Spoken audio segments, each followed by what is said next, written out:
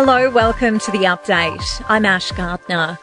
After just a day on the ground in Indonesia, the PM will jet to Rome today ahead of Pope Leo's inauguration mass on Sunday.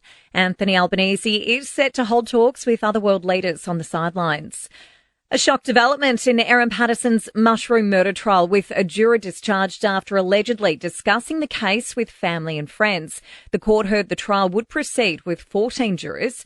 While Nagi Mahashi's Recipe Tin Eats cookbook is back in the spotlight after being drawn into the trial, a child protection worker has told the court Erin prepared a beef Wellington recipe from the cookbook. She's accused of lacing the dish with death-cap mushrooms, killing her in-laws and mother-in-law's sister. An immigration detainee remains on the run after attacking two Border Force officers with a makeshift shiv made from nail clippers while being transported. The 28-year-old was being taken from Villawood Detention Centre to Sydney Airport, where he was going to be deported. Counter-terror police have released CCTV of the moment a synagogue in Melbourne's southeast was firebombed in the hope of tracking down the offenders. The Adass Israel Synagogue in Ripponlea was targeted in December last year. A man is fighting for life after he was attacked by a shark south of Adelaide. Emergency crews were called to Port Noarlunga Jetty around 9:45 yesterday morning. History could be made today with Australia's first homegrown rocket set to be launched. The Eris rocket was due to blast off from North Queensland yesterday, but the launch was postponed due to a technical issue. It's set to soar over the Coral Sea before crashing into the ocean. The former girlfriend of Sean Diddy Combs is now facing questioning from the music mogul's lawyers as his sex trafficking trial continues.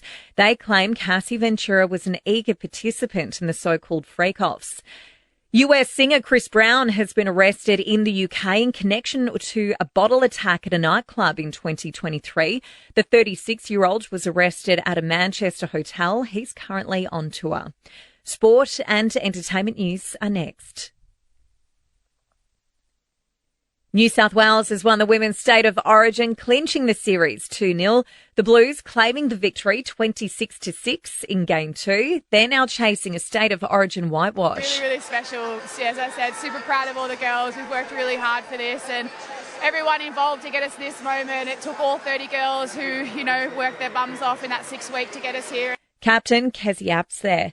Gold Coast claimed an 8-point win over Hawthorn to kick off Sir Doug Nicholls' round. Suns coach Damien Hardwick says it was a tough hit out. It was an amazing game of footy. Even just sitting there watching as coach, it was back and forth, and both sides, I'd say, would be pretty well fatigued by the end of it.